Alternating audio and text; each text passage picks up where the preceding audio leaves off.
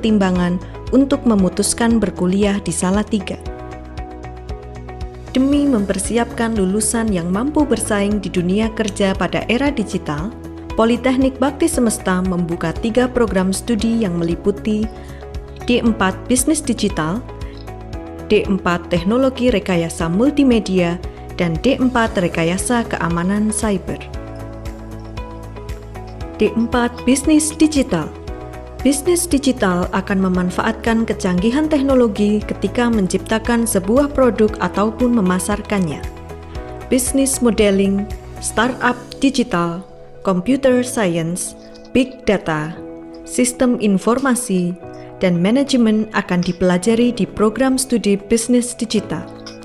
Lulusan studi bisnis digital dapat bekerja di level manajerial pada berbagai industri mulai dari keuangan dan perbankan hingga startup. Selain itu, lulusan dari program studi ini juga bisa menjadi seorang technopreneur atau wirausaha di bidang teknologi. D4 Teknologi Rekayasa Multimedia. Program studi ini mengasah skill dalam bidang broadcasting, podcasting, fotografi, desain animasi, dan masih banyak lagi. Lulusan program studi teknologi rekayasa multimedia dapat menjadi technopreneur, multimedia kreatif, dan multimedia broadcaster.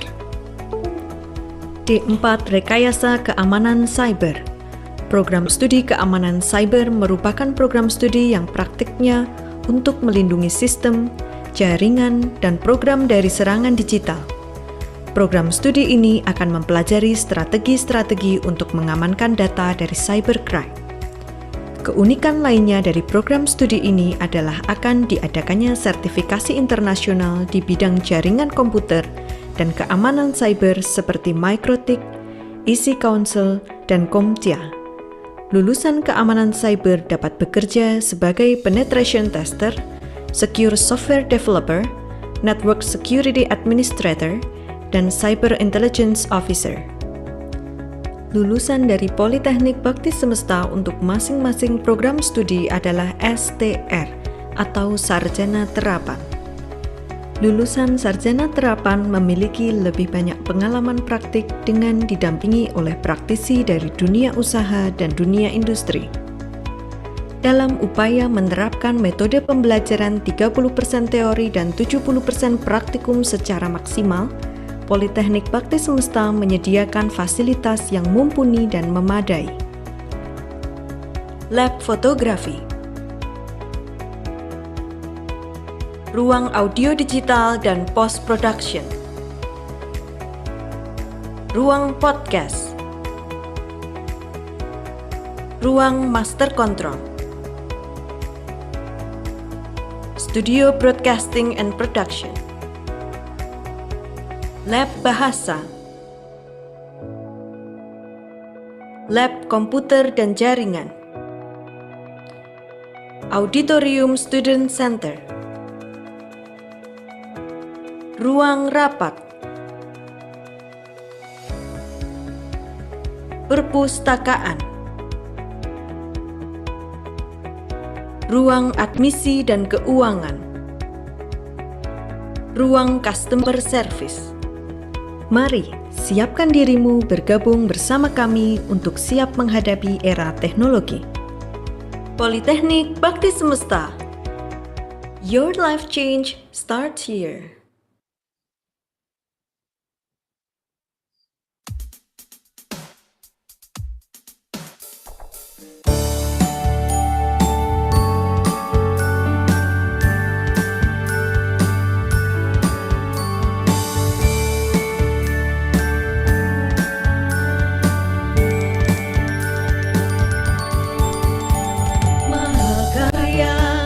Indonesia, kutus-kutus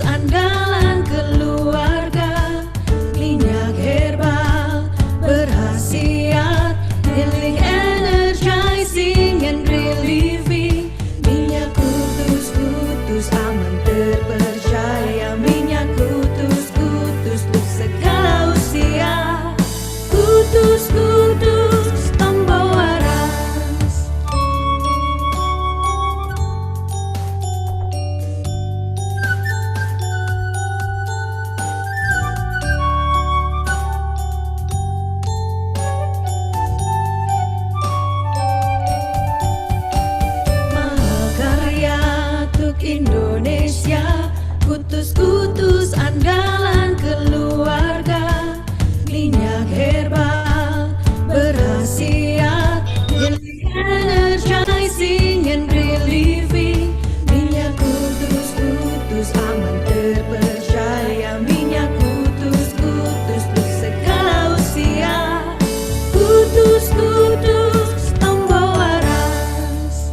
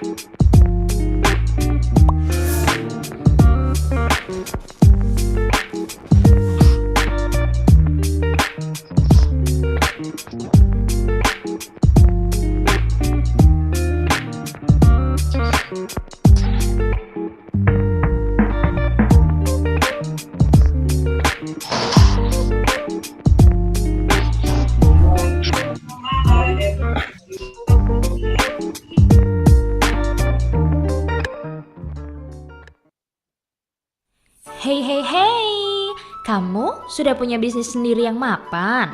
Atau baru merintis nih? Hey, kamu tahu nggak sih kalau kamu itu hebat banget? Tapi kamu masih bisa jauh lebih hebat loh dari itu.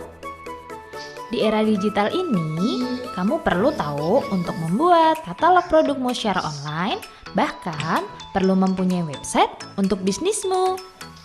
Kalau kamu mau mengenalkan produkmu secara berkelas, mengemas katalog produkmu menjadi menarik dan berdaya jual tinggi, dengan konsep foto dan deskripsi produk yang kreatif, kamu perlu banget menguasai teknik itu dengan kuliah di jurusan D4 Bisnis Digital. Nah, buat kamu yang tertarik dengan dunia multimedia, kamu bisa belajar cara take foto yang menarik dan sesuai untuk produkmu loh.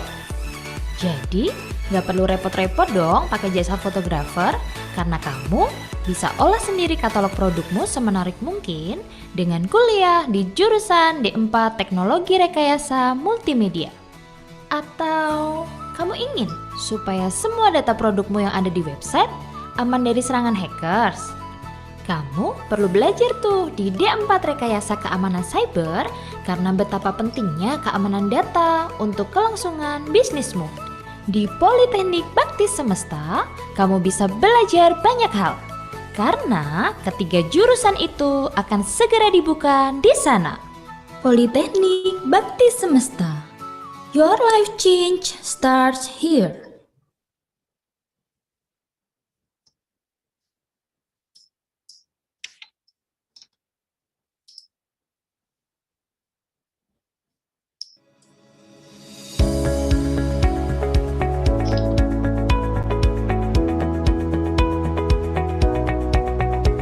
Politeknik Bakti Semesta merupakan politeknik pertama di kota Salatiga.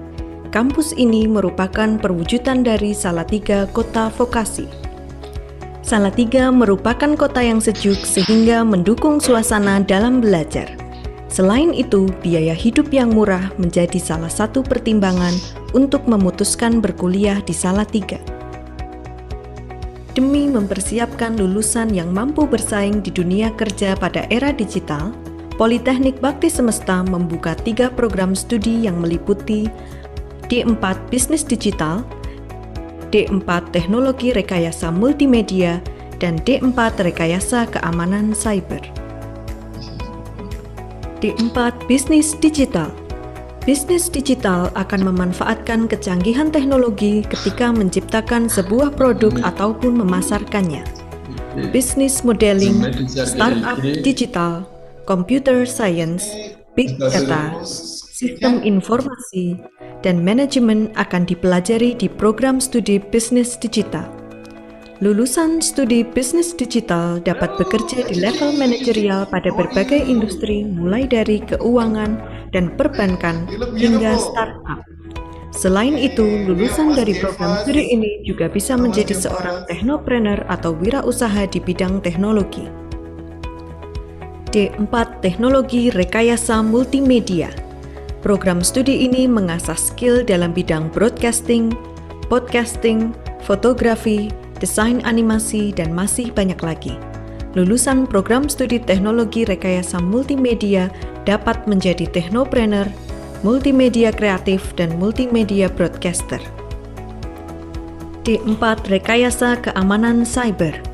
Program studi keamanan cyber merupakan program studi yang praktiknya untuk melindungi sistem, jaringan, dan program dari serangan digital. Program studi ini akan mempelajari strategi-strategi untuk mengamankan data dari cybercrime. Keunikan lainnya dari program studi ini adalah akan diadakannya sertifikasi internasional di bidang jaringan komputer dan keamanan cyber seperti Microtik, EC Council, dan CompTIA.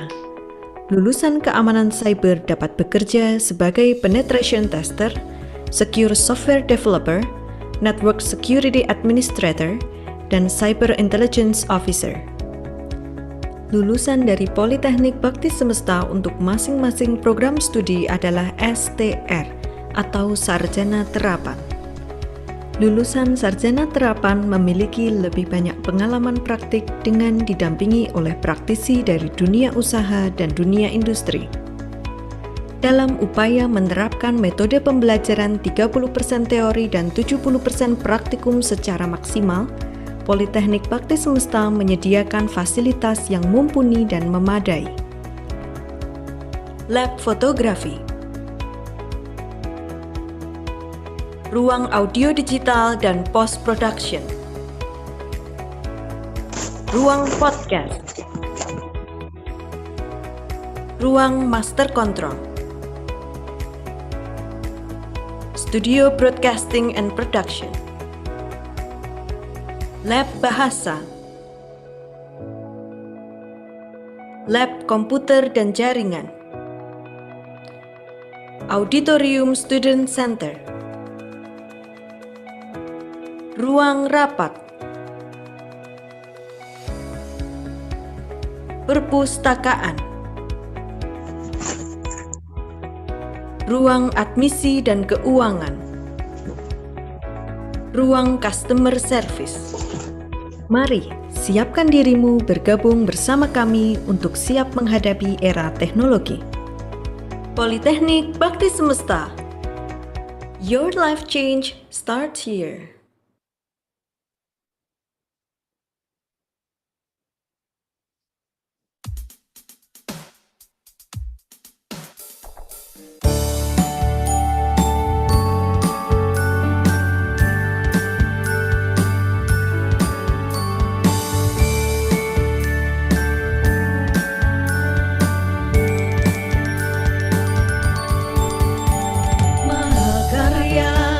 Indonesia, kutus-kutus andalan keluarga, minyak herbal berkhasiat, healing, energizing, and relieving. Minyak kutus-kutus aman terpercaya, minyak kutus-kutus untuk segala usia. Kutus-kutus pewaras.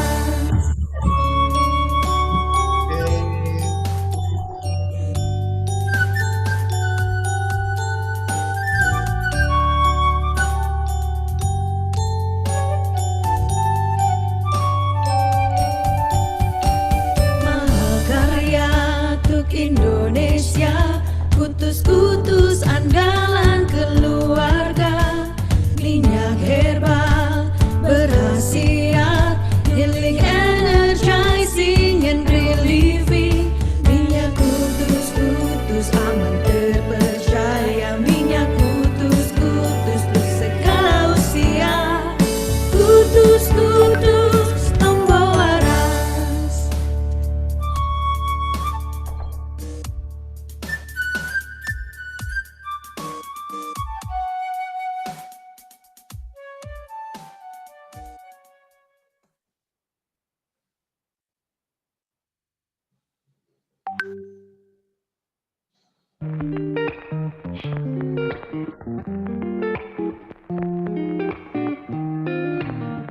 Halo Cici.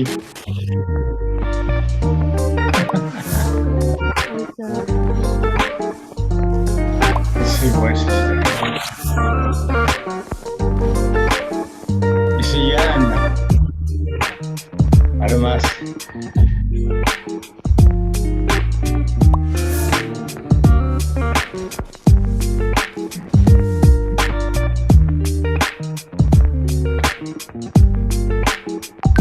Sabina. Hello Jack. Hello Rob. How about you? Hi everyone. Juanda. Hello Mr. Dana. Bonjour, Mr. Phil. Bonjour. Comment ça va? Comment? Yeah. Très bien. Oh, bravo. Très bien, merci. Oui. Okay, guys.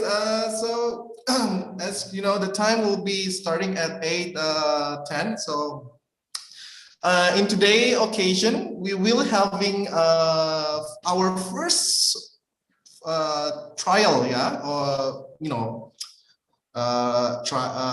try and error, with the webinar. So this is our first webinar. Okay, let me prepare our slide first.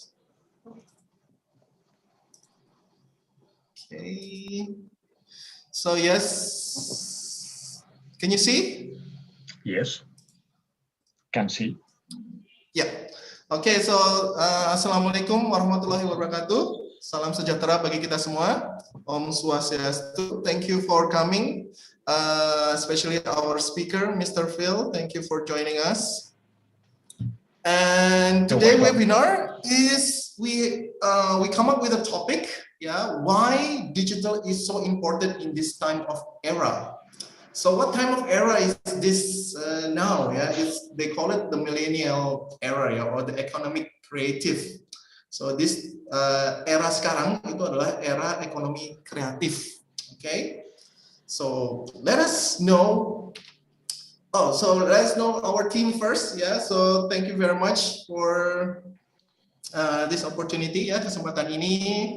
Oke, teman-teman, selamat datang di kampus digital Akademi Bahasa Asing Prawira Marta di bawah Yayasan Kutus-Kutus Bakti Semesta yang akan menuju menjadi Politeknik Bakti Semesta. Oke, so we have our team here, pada kesempatan ini, let me say my deepest gratitude, for our speaker, Mr. Phil. And then our lovely, smart, and genius person, IT, Mas Heru. Without these two lovely person, kita nggak akan have this webinar started or get going, Okay, so my deepest gratitude to Mr. Phil and to Mas Heru. Okay, thank you very much. So our agenda for discussion webinar, so today, we start with the greeting, okay? And then I will start with the opening topic. This will, what do you call it? Motivate, will push teman-teman mahasiswa to know what they are going to do in the last semester. Jadi nanti jangka waktu 8 semester itu kita akan ngapain sih? Kita tujuannya apa sih? Jadi nanti webinar ini akan membuka cakrawala, membuka ide-ide, what you gonna do in your final paper, or final test. And then we have the agenda number 3 will be Mr. Phil, our speaker, will give him his knowledge, pengetahuan beliau tentang, his hobby, photography, and then give us a pointer, atau kisi-kisi how to have self-esteem, how to be self-confidence, in doing our project nanti. Okay, and number 4 we have question and answer, Jadi nanti teman-teman dikasih waktu 25 menit untuk sesi tanya jawab, Jadi nanti setelah webinar ini berakhir, teman-teman bisa menanyakan apa aja sih, saya tuh harus gimana, atau what is ini apa ya, mengenai topik-topik yang akan nanti kita bahas. Okay, so let us start. Yeah, I still have 20 minutes of the topic. So, why digital is so important in this type of era? Atau kenapa digital itu sangat penting di era ekonomi kreatif? Nah, pertama-tama kita harus tahu dulu apa sih itu yang dimaksud dengan ekonomi kreatif. So we have to know what is ekonomi kreatif. Ya, so ekonomi kreatif adalah sebuah konsep bidang perekonomian di era ekonomi yang baru dengan mengutamakan kreativitas dan informasi yang mengedepankan sumber daya manusia yang memiliki ide dan pengetahuan yang digunakan sebagai faktor utama dalam produksi. Okay, so here are your chance. Ya, jadi ini adalah kesempatan teman-teman mahasiswa ya dalam era milenial. Ya, kalian ini dengan adanya internet itu sangat gampang sekali. Oke, so sangat gampang sekali. Adapun karakteristik dari ekonomi kreatif yaitu ada 4. Oke, yang pertama teman-teman harus tahu kreasi intelektual mencakup kreativitas, keahlian dan talenta. Oke. Number 2 itu berbasis pada ide atau gagasan. Ya. Number 3 pengembangannya tidak terbatas pada bidang usaha. Number 4 itu adalah konsep yang dibangun bersifat relatif.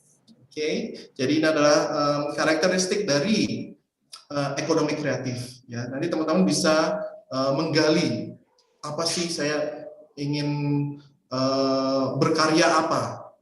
Ya, nanti di Politeknik, insya Allah kalau akan buka ya, mungkin insya Allah kalau COVID ini udah reda, ya kalian bisa datang di kampus Politeknik ini dan ingin menghasilkan karya apa ya dalam era ekonomi kreatif ini. Oke, jadi sektor ekonomi kreatif oleh pemerintah itu dibagi menjadi 14 bagian, ya 14 sektor. Jadi pemerintah ini sudah mengelompokkan 14 sektor dalam mengembangkan potensi wilayah untuk meningkatkan kesejahteraan masyarakat. Jadi teman-teman di sini bisa fokuskan ya karya saya mau di mana, oke? Atau passion saya mau di mana, ya. Jadi yang pertama adalah periklanan atau advertising, yang kedua adalah arsitektur, yang ketiga adalah pasar barang seni, ya. Keempat kerajinan atau craft. Dan kelima ini we have design, number 6 we have fashion, ya. Number 7. Nah, ini adalah video, film, dan fotografi. Ya, kalau teman-teman passionnya di sini, mungkin bisa mengembangkan di sini.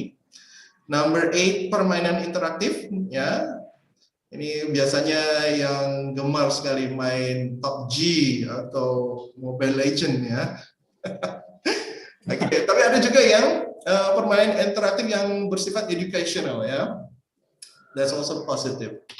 And then we have number 9, music. Number 10, seni pertunjukan. Number 11, we have penerbitan dan percetakan. Number 12, we have layanan komputer dan software. And then number 13, we have television and radio and broadcasting. Ya, di sini juga kita fokusnya pada sektor ini. Number 14 atau 14, we have research dan pengembangan. Oke. So, pertama saya akan merefresh niat kita. Nah, niat kita join di Digital CEB, Akademi Bahasa Asing Prawira Marta dalam di bawah Yayasan Kutus-Kutus Bakti Semesta menuju Politeknik Bakti Semesta itu kita ingin apa sih? Ya, let us refresh niat kita. Ya, saya ingin masuk ke sini tuh pengen apa? Jadinya apa? Oke, jadi di sini nanti teman-teman ada kompetensi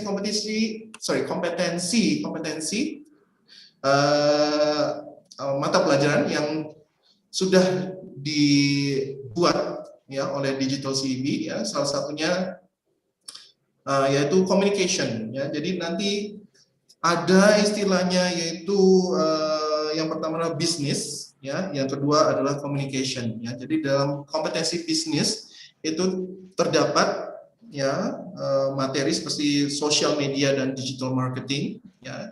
Yang kedua adalah creative content writer and copywriter, dan yang ketiga adalah digital business. Dan yang kedua dari kompetensi digital CV yaitu adalah communication. Nah, communication itu terdiri dari yang pertama marketing communication, ya. Yang kedua, nah webinar ini akan fokus kepada broadcaster, ya, sama juga jurnalis. Ya, jadi nanti di webinar ini akan ada penjelasan-penjelasan tentang bagaimana menjadi broadcaster, ya, atau podcaster, ya, and then how to be a journalist, ya. Kayaknya semester 1 kita sudah melatih, ya, teman-teman semester 2 ini sekarang ini, ya, untuk menjadi seseorang jurnalis. Nanti ada tips and triknya, ya, dalam webinar ini. Oke, jadi kita refresh dulu niat kita join Digital CEB, itu kita pengen menghasilkan sebuah karya apa. Oke, so keep that in mind, ya. Oke, so the first one is periklanan, ya. Jadi dari sektor pemerintah itu sudah memberikan lampu hijau, ya, atau ekonomi kreatif tentang periklanan. Jadi apa itu periklanan? So, periklanan ini adalah kegiatan yang berkaitan dengan jasa periklanan, yaitu komunikasi satu arah dengan menggunakan medium tertentu. Okay. And then meliputi proses kreasi, operasi, dan distribusi dari periklanan yang dihasilkan. Yeah. So, bisa berupa iklan TV, radio, brosur, ya, iklan sosial media, e-flyer. Ya, jadi karena kita ini berada di era digital, jadi teman-teman udah nggak perlu kayak ini, ya, brosur-brosur kayak gini, ya, kertas. We just use e-flyer, sebarin ke Instagram, YouTube, or Facebook, or maybe WhatsApp, ya. Itu udah sangat terbantu, ya, karena dalam era digital ini. And then we have spanduk, ya, dan lain-lainnya untuk memasarkan produk atau jasa kita. Oke, jadi nanti salah satunya adalah kita melatih untuk bagaimana membuat iklan, karya iklan yang bagus itu gimana. Oke. Dan yang kedua, ini adalah video, film, dan fotografi. Ya, jadi kegiatan ini berkaitan dengan kreasi produksi video, film, dan jasa fotografi, serta distribusi rekaman video dan film. Ya, ini ada salah satu kompetensi dari ekonomi kreatif, ya.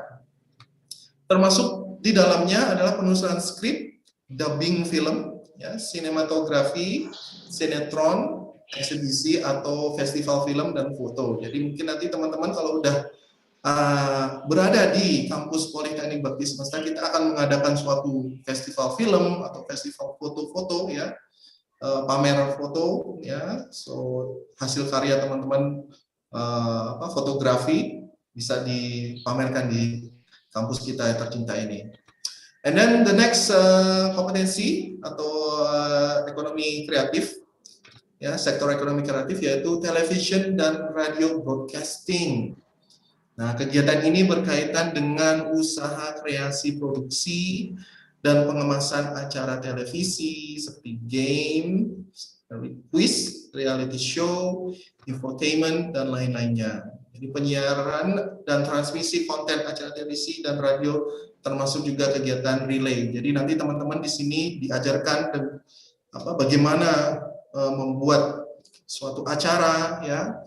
Karena Politeknik Bakti Semesta ini bekerja sama dengan dunia usaha, ya.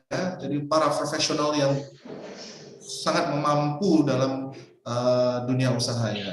Jadi all the lecturers, all the para pelatih itu semua dari dunia usaha. Okay. So industri kreatif itu sudah sejak lama ada di Indonesia, tetapi dulu masih disebut dengan istilah ekonomi industri dan ekonomi informasi. Jadi belum ada istilah namanya ekonomi kreatif, ya. Meski masih belum terpusat dan hanya berada pada level kecil, selain juga tersebar mengikuti daerah masing-masing. Ya, jadi misalnya kayak di Bali itu banyak festival karnival, terus ada festival batik di Solo. Nah, itu juga salah satu contoh dari ekonomi kreatif, ya, tapi belum terpusat. Ya, jadi masih mengikuti daerah-daerah masing-masing, ya, mengikuti tradisi daerah-daerah masing-masing. Jadi penggunaan istilah ekonomi kreatif, teman-teman, itu mulai dikenal pada tahun 2001, ya, ketika John Hawkins menerbitkan bukunya yang mengulas tentang industri kreatif. Ya, jadi istilah industri kreatif atau ekonomi kreatif itu muncul tahun 2001. Ya. Ekonomi kreatif muncul sejak masa pemerintahan SBY, ya, dan berlanjut pada pemerintahan Presiden Joko Widodo sekarang. Selain itu, kemunculan industri di Indonesia juga dikarenakan mulai adanya masyarakat ekonomi ASEAN, MEA. Nah, di sini adalah peluang teman-teman yang masih muda ini sangat-sangat besar, ya. Kalian bisa berkarya dalam negeri, bisa juga berkarya di luar negeri. Nah, dan beruntungnya kalau kalian bisa join di sini di Digital CEB kan ada bahasa, ya, ada mata pelajaran bahasa Inggris dibantu juga dengan Mr. Phil. Nanti kalau teman-teman masih bingung atau ingin have a conversation, ingin practice conversation, bisa dengan Mr. Phil, ya. Jadi sangat beruntung bisa join di Digital CEB Akademi Bahasa Asing Prawirmata dalam payungan Yayasan Kutus Bakti Semesta menuju Politeknik Bakti Semesta. So, ya, karena ada ASEAN ini, ya, sudah berkembang beberapa tahun sebelumnya, jadi kalian bisa berkarya baik dalam negeri maupun nanti internasional, atau di luar negeri. So ekonomi kreatif adalah konsep ekonomi, ya, yang bersumber daya utamanya terletak pada informasi dan ilmu pengetahuan. Jadi sekarang ini adalah zaman kalian, ya, teman-teman mahasiswa, anak milenial saat ini sudah mudah menjangkau segala informasi melalui internet. Ya, internet kalian tuh ada di handphone kalian tuh udah bisa segala macam, you can find anything here, ya. Dan mereka memiliki peluang besar untuk terlibat dalam ekonomi kreatif bangsa. Lalu bagaimana cara mengubah sumber informasi dan sebuah kreativitas, ya.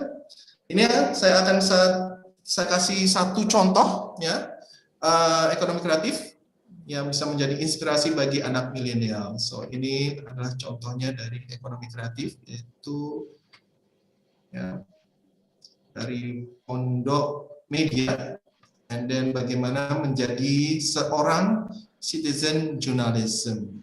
Okay, I will play the video. Bagaimana cara mengubah sumber informasi menjadi Berikut adalah contoh ekonomi kreatif yang bisa menjadi inspirasi bagi anak milenial. Anak milenial saat ini sesungguhnya memiliki peluang yang begitu besar untuk ekonomi kreatif. Keseharian mereka yang terus terkoneksi dengan gambarnya tidak nampak, sir. Apa? Videonya. Videonya nggak nampak? Iya. Yeah, we can hear the people talk, but the screen on the video is. Okay. Saya stop share, saya share dulu ke. Sebentar.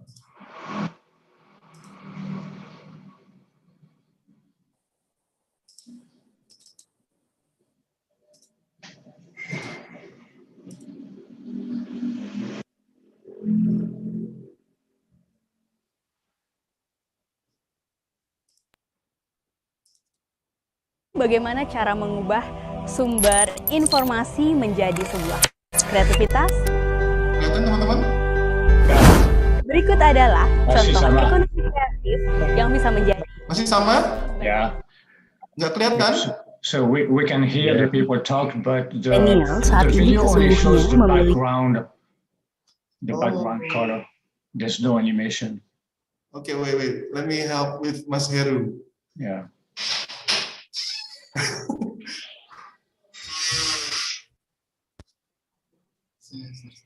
screen. Videonya ini.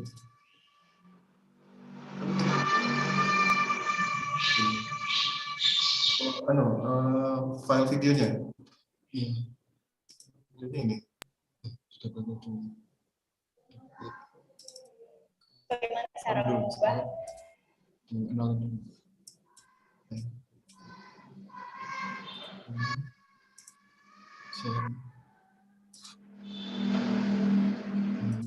Oke. Share sini. Display. bagaimana cara mengubah sumber informasi menjadi Oke, sebuah bagus. kreativitas? Oke, thank you. Berikut adalah contoh ekonomi kreatif yang bisa menjadi inspirasi bagi anak milenial. Anak milenial saat ini sesungguhnya memiliki peluang yang begitu besar untuk ekonomi kreatif. Keseharian mereka yang terus terkoneksi dengan internet membuat mereka menjadi kaya akan informasi. Seperti salah satu contoh ekonomi kreatif milenial satu ini yang didirikan oleh IGD Jupi Permana Bayu, yaitu Pondok Media. Ekonomi kreatif yang terdapat pada Pondok Media mengandalkan kemampuannya untuk terus berinovasi, menggali sumber-sumber baru untuk terus meningkatkan kualitas produk atau jasa yang dihasilkan, di mana sumber dayanya dari akal, pikiran, dan ilmu pengetahuan. Pondok Media dibentuk pada tahun 2014 melalui pengajuan kreativitas usaha dari program kreativitas mahasiswa dan proposal mahasiswa wirausaha. Dengan kemampuannya untuk terus berinovasi, wirausaha muda yang satu ini sudah dipercaya oleh banyak masyarakat. Terbukti dari adanya banyak sertifikat yang didapat oleh Pondok Media dari berbagai macam kegiatan. Lalu, apa saja kegiatan yang terdapat di Pondok Media? Baik, jadi untuk jasa yang kami layani di sini itu tidak hanya mencakup jasa foto video pre-wedding ataupun wedding, tapi kami juga menerima jasa foto video baik itu dokumentasi acara ataupun dokumentasi kegiatan, baik itu di kampus maupun di luar kampus atau di instansi pemerintahan, dan pembuatan video profile. Tidak hanya itu, kami juga menerima jasa servis dan cetakan. Tidak luput dari semua itu, tentu saja ada tantangan yang perlu ia hadapi selama proses terbentuknya Pondok Media. Baik, tantangan kita dari awal merintis 2014 sampai sekarang itu adalah terkendala di modal. Modal kita masih kecil, jadi belum memiliki modal yang besar, tapi kami selaku mahasiswa itu mencari modal lewat pengajuan proposal baik itu PMW ataupun PKM. Astungkare kami lolos di PMW 2013, 14 dan 15. Jadi di 3 tahun itu kami juga ditambahkan dengan modal di proposal PKM di tahun 2014 yang Astungkare juga lolos. Untuk bisa menjadi pelaku ekonomi kreatif yang sangat kuat, maka anak-anak generasi zaman sekarang, milenial, harus memiliki berbagai macam kemampuan. Salah satunya kemampuan untuk siap berubah, karena ide baru itu akan membawa segala konsep perubahan. Pesan untuk anak milenial saat ini, jadi terutama kalian yang sedang menuntut ilmu atau sembari kuliah, jadi janganlah terfokus pada satu titik. Jadi kalian kembangkanlah minat bakat kalian atau kemampuan yang kalian miliki, soft skill, baik itu soft skill atau hard skill. Jadi tidak terfokus pada satu titik atau kuliah. Jadi sembari kuliah kalian atau menuntut ilmu, kalian juga bisa sambil buka usaha atau menjadi wirausaha untuk modal kalian nanti ke depannya bekerja ataupun menjadi tambahan kalian untuk di bekal kuliah ataupun nanti masa depan. Kegiatan kita mengirimkan ini adalah video tentang citizen journalism ya. Video atau video berita ke TV itu namanya kegiatan citizen jurnalis atau jurnalis warga, dan di Indonesia kegiatan ini sedang ngetren banget nih. Jadi sebenarnya citizen jurnalis ini nggak perlu loh namanya alat-alat yang mahal banget. Jadi kayak lo sekarang ini kan zamannya gadget gitu kan, gawai gitu kan, pasti teman-teman punyalah HP yang buat ngerekam video tuh keren, bagus gitu kan dan lain sebagainya. Atau buat teman-teman yang udah punya mirrorless atau DSLR atau kamera profesional sekali, nah itu daripada dipakai buat dipakai percuma mubazir, mending kan dipakai buat berkarya kan. Selain itu kan kita dapat feedbacknya juga gitu kan. Kalau dulu saya bikin citizen jurnalis itu alasannya kenapa? Ya pertama saya waktu itu ingin masuk net gitu kan. Jadi kayak dengan menjadi citizen jurnalis saya bisa lebih dekat dengan orang-orang net waktu itu kan. Nah selain itu ketika saya kebetulan waktu itu kan kuliah di Jogja, saya berpikir kan gini, ketika kita datang Jogja itu wisatanya banyak, kulinernya enak. Maksudnya kayak sayang banget nih ketika kita wisata datang cekrek foto-foto terus pulang gitu tanpa ada feedback apa-apa ke kita gitu, cuma akses doang di media sosial. Sedangkan kita bisa loh sambil ke wisata kita rekam video lalu kita kirim ke TV, tayang dan dapat duit deh gitu. Nah sesimpel itu. Atau kita makan, daripada kita makan kan kita bayar nih, kita sambil liputan nanti duitnya balik lagi kan. Jadi kan kayak feedbacknya itu timbal baliknya banyak dengan menjadi citizen jurnalis. Nah selain itu juga saya waktu itu niatnya menjadi citizen jurnalis juga ingin berkarya gitu kan. Maksudnya kayak apa ya, jadi kayak ini adalah wadah, ada sebuah wadah ruang untuk kita berkarya positif daripada kita memakai gadget kita ke hal-hal yang nggak baik nih. Maksudnya kayak banyak kan anak zaman sekarang yang memakai gadgetnya cuma buat video nggak jelas gitu kan, daripada itu mending bikin video yang memberikan konten positif. Karena ketika kita membuat konten positif ini, kalau masih ada yang nonton, nanti misalnya kita meninggal, itu pahalanya masih mengalir pada untuk diri kita karena kita memberikan sebuah kebaikan kepada. Okay, so that's just a few example, yeah, of what you're gonna do, yeah, on your economy creative. Okay, so our next session will be to have Mr. Phil as our speaker. Yeah. So before Mr. Phil begins, I will give a little bit of background of him. Yeah. So his name is Mr. Phil Marlin. Yeah, and he's from France. Bonjour, Mr. Phil. Oui, bonjour, Monsieur Danon. And currently, he's living. His address right now is in Jalan Kabangan 1, nomor 1. Yeah. Nomor 2, Bumi Lawean, Surakarta. And his job experience as a flight dispatcher, general operation agent, machine operator, and then currently right now is the English senior teacher at English First Solo. And then the certificate and training that he's already obtained is CELTA, TKT Model 1, GED diploma, and also a private licensed pilot from FAAs, and then also a license for dispatcher also from FAAs. Okay, so Mr. Phil, I will give you your slides, and then you can explain about first is the photography. Okay, Mr. Phil? Yeah, thank you. Thank you, Mr. Danon. As you may know, I don't know if I've ever really said that, but among my hobbies, you can find photography. Now, I love photography, but I'm an amateur photography. So if you see any of my artwork later on, do not judge the final appearance, because first of all, it's not supposed to be edited for official public presentation, and also because I'm like I say, I'm just an amateur. Yeah, I do the best I can because I like to do the best I can and get better and better. But it's just it's just a hobby. Yeah. So thank you for remembering that.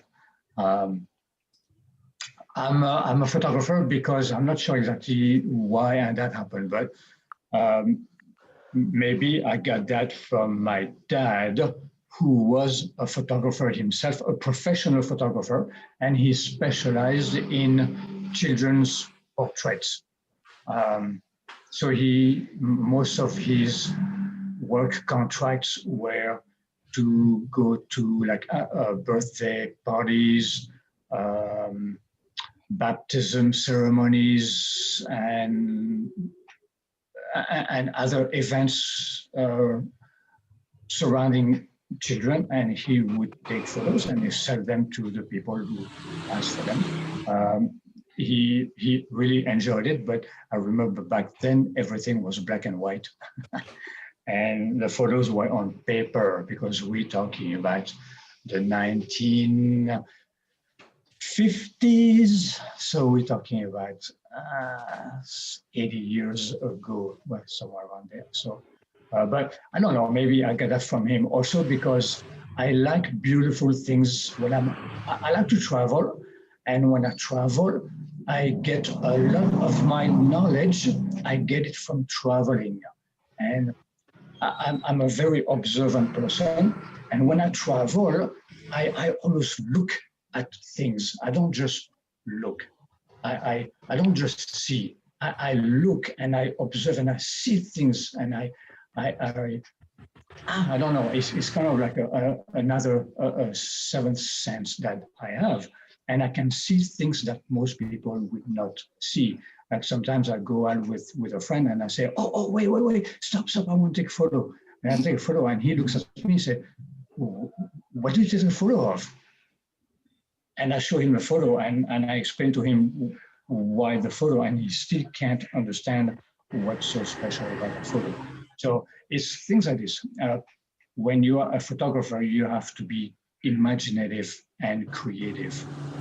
And I think there's skills that you develop with the hobby itself. So, so since I like to travel, I always have either actually I used to have a DSLR, but now since the advent of these beautiful, wonderful, high-tech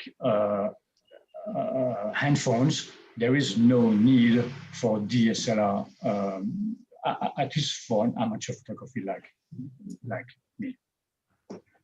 So that's why I have like 1 million photos in my archives, and I just take photos all the time. Yesterday I was somewhere in like Tamumangu area, and I took photos of flowers. Flowers, Mr. Phil, why do you take photos of flowers? Flowers, that's for women. Yeah, but no, there's beauty in flowers. There's more than just a flower. There's so much more to that, and you have to see that. So when you do photography and all that, and that ties up with the digital things, that now that we have those cameras that do all the things, you have to know what to do and what you want when you take a photo to get the best that you can. Mr. Danang? Yes. Is it possible to get that? Yes, thank you. Okay, so anyways, we can come back to the photography things, the aspect of personal photography later if you would like, and don't hesitate to ask questions. Okay. And by the way, if I talk too fast, let me know. I will try to slow down because sometimes I get excited. Yes, so digitalization. First of all, I did not mention this here, but not to confuse digitalization and digitizing. Digitizing is the art of making things analog into digital, like the people who people in Hollywood, in the film industry, who want to take an old movie that was very famous back then, they have to recreate it and transform it from its analog technique and bring it out as digital form, so that it can be played on digital instruments, and we can see it on digital screens and stuff like that. So this is what digitizing is. Digitalization is the use of all that fancy stuff that we have now. Okay, so as you can see here, if you read my my presentation, in the beginning in the 80s, things started to change, and the world started to rely heavily on digital technology. And as you can see, some of you guys may not know because you're too young, yeah, but things that have changed is like before we used to have dictionaries. Can we go back to the previous thing, please? Before we used to have dictionaries, yeah. Now we have the World Wide Web. So when you're looking for a word, you just go to Google and type that word, and you've got all the information about that word that you need to know. So you get much more than the dictionary. And dictionaries used to be big, bulky books, paper books that now belong to museums of ancient history pretty soon. Yeah, so that was a big change too. Kids used to have notepads or sketchbooks to draw and doodle and write and all of that. When I was in school, I did everything on paper. Now we have notepads, so everything is done on digital screens. Yeah, we still write, but the support is different and more modern. And then we used to read books. For those of you who read, we used to have books, and you'd carry your book around when you travel or when you go anywhere. Now we have electronic books. Electronic books are little machines like about the size of an iPad or sometimes as small as your handphone. And you have books in there. You download the books, and you can have your whole entire library downloaded in there. And when you're at a dentist's office or doctor's office or a hospital waiting for your turn, you just open that app and you start reading your book. And it's easier to carry your book in a happy than having to carry the book itself. Yeah, and so we went from inconvenient to convenient, or at least what is now, what appears now as inconvenient, even though back then it wasn't. Yeah, so here we got three good examples of how digitizing or digitalization has changed the world and the way that we do things. Typewriter, I was looking at the background of Mr. Da Nang's video there. It shows an old typewriter, a typewriter that you had to hit the key and really hit it really hard with force, with physical force to get your thing done. Yeah, and then from there we went to word processors. Yeah, word processors were like things that look like a big laptop, and you would type your things, and the machine would type your text based on the things that the settings that you had on it. So basically all you had to do was type, and all the setup was there, your font, your colors, and all that. And that was already a big step from the basic typewriter. And then of course from there we went to the PC or the laptop, which is even more convenient. Yeah. So the revolution that was created from that change of technology is, the examples of that are endless. And even now, I try to remember what has changed that I know of. And we take life so for granted that we don't remember. We just don't remember. Yeah. And so when I'm looking for an example of things now, I can't remember because it doesn't belong to my world anymore. And if I were to ask Mr. Da Nang, Mr. Da Nang, do you have any example of things that have changed? And he'll probably think, let me think. Yeah, because thank you. Can we move on to the next slide? Okay.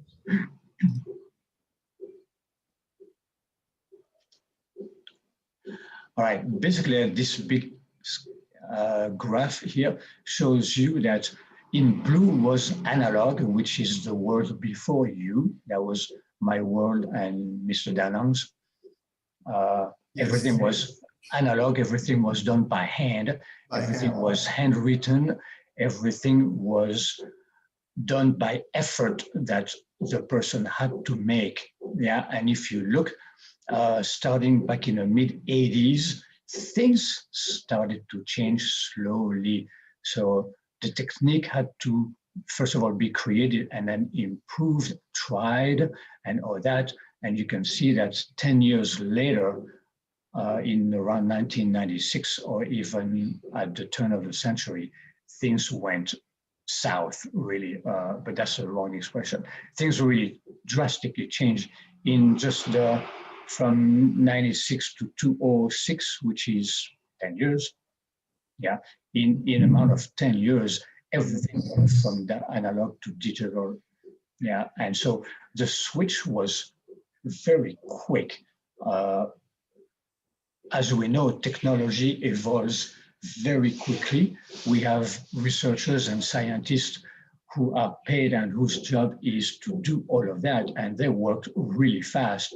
And the ideas, those people had such great ideas that just kept implementing, and one idea brought another idea, and that's why the change was done so quickly. They had a whole world opening to them to explore, and that was just like playing games for them. And they managed to do that, like I said, very quickly in about 10 years.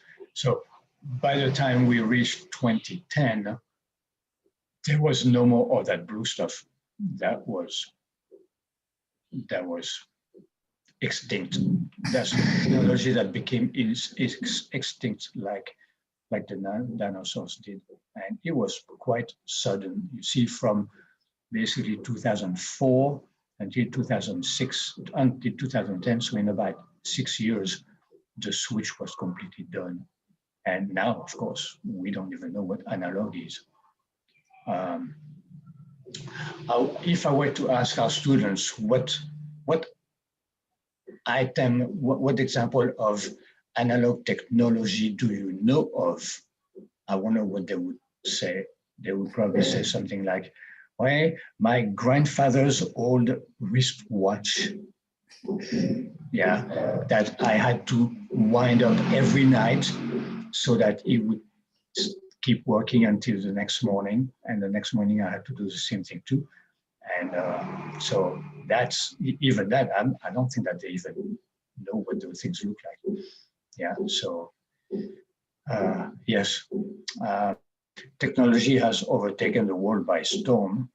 Yeah, we can no longer survive on the analog stuff. It's too late. Yeah. Can we get that thing? Mr. Danon? Oh, sorry. Thank you. This one? Yes. No, I mean, well, I don't want to do that gray stuff coming over on top of the slide there. Okay, and then finally, humanity is facing the challenge of a radical switch. And I use simple present because we are still in the process of getting used to using that technology. The technology is there, it's working. I wouldn't say it's perfected, but almost, yeah. But humanity is still at this point, still working on it. The world still has many people like Mr. Danon and myself who are in their 60s, 70s, maybe 50s, who started their lives in the analog world and who are still in the process of switching to the digital stuff. And sometimes I call it a challenge because sometimes for people like us, it's just not that easy to do. It's like going back to school and learning Chinese, yeah, or Russian. It's a completely different way of life. And so for people like us, it still is a challenge. Yeah, thank you, Mr. Danon. Next, if I may ask.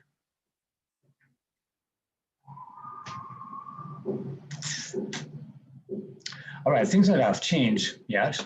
A few examples. Kids used to memorize everything. I don't know about you, Mr. Danon, but when I was in school, I had to read in geography class, because we had geography class, we had to remember all the longest rivers of each country of the world. We have to remember and memorize the highest mountains of every world. We had to memorize the capital cities of every country in the world. That's how it was back then, memorization. And that was a physical and intellectual effort that we had to do, yeah. Now what do? We just go to Google and we click. It's that simple. No more memorization. When you ask our students or kids in general anything, they don't even know their tables of multiplications. Yeah. Journalists use shorthand, which is some kind of like a code to write quickly, to jot down their notes. Now they're recorded straight into the cell phone. Likewise, secretaries use stenography. I wonder how many of us here know what stenography is. Yeah, to write down the boss's letter. I remember my mother was, when I was in Africa, I lived in Africa, my mother was a secretary of the French ambassador. And that guy was very busy, and he had a lot of memos and letters to write and send to people. And I remember seeing my mother. I was once in the office. I was like about 10 years old, yeah, 13 years old. I remember seeing he was walking around, pacing around the office, and he was dictating to my mother what he wanted his letters to say. And my mother had a little notepad and a pencil, and she would write like a dictation. She would write the thing, but the guy was talking in a normal speed, and I'm like, Mama, how can she write so quickly? And then later on, when she showed me her notepad, and it was all like little characters, like drawings, a little bit like Chinese writing, but similar to that for us, yeah. So a whole bunch of little signs and graphs that represent a word or a letter, and that's what they had to know that. Back then, to be a secretary, you had to know that to be able to do just that, yeah. But now, now it's called voicemail, and so the secretary doesn't have to do anything. The guy brings his HP right in front of him, and he types the thing. And not only that, but it's recorded straight into his voicemail, which means that the email is converted into an email, and that is sent automatically to other people that he wants to. So it's super fast, super easy, super convenient, and so no more secretary. Yeah, and we used to talk on the phone. Now what do? We text. Yes, we text. Does everybody agree with that? Yeah. Okay, so let's look at digitizing or digitalization when it comes to when it relates to photography. Yeah. So if you don't mind, I'm going to quickly read this slide here. Yeah, taking photos was once extremely costly at the equipment level. Yeah, because you have to have a camera, you have to have all that stuff, and back then you have to have good equipment, and equipment was not cheap. Yeah. And more of a guessing game when it came to the end result, because back then when you took a photo, you had to wait until the photo was printed on paper to see if it's what you had wanted. Yeah, and many times it was not, because unlike now, you could not see what the photo would look like at the end. So many times photos had to be taken in many examples to get only one good result. Yeah, film processing was complicated and time consuming.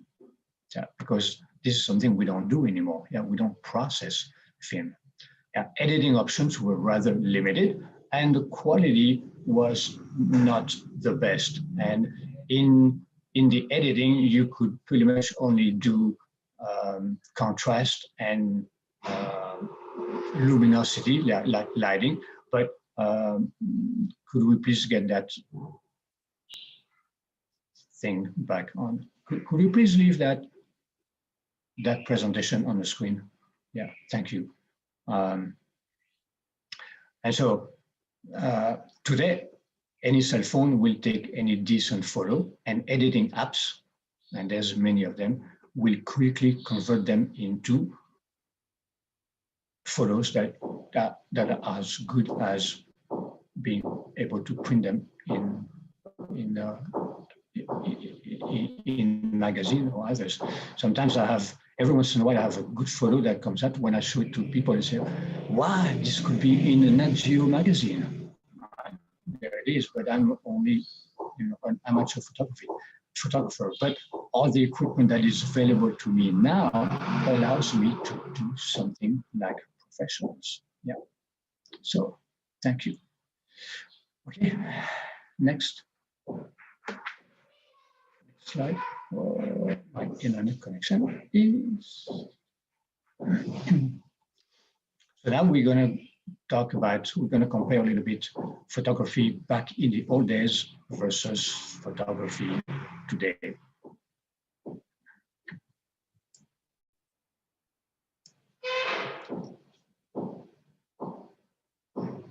Mr. Dana, are you there? Can you hear me? Sorry, yes. Is this it? Okay, my connection is a little bit troublesome. The current slide is application in the world of early photography. Very good. My slide shows blurry, probably because my connection is not strong enough to process the slide, but hopefully yours is good. Yeah, so early photography is like you see here, everything is black and white, yeah, and it says early photographs came in black and white. They were grainy, as you can see here, and lines weren't well defined. Everything blended together. It was difficult to see. Oh, there's an arm here. Whose is that? Is that mine or is it my sister's who's standing next to me? Yeah, that's how the quality was that bad. Yeah, shading and contrasting could not be precisely graded because of the process of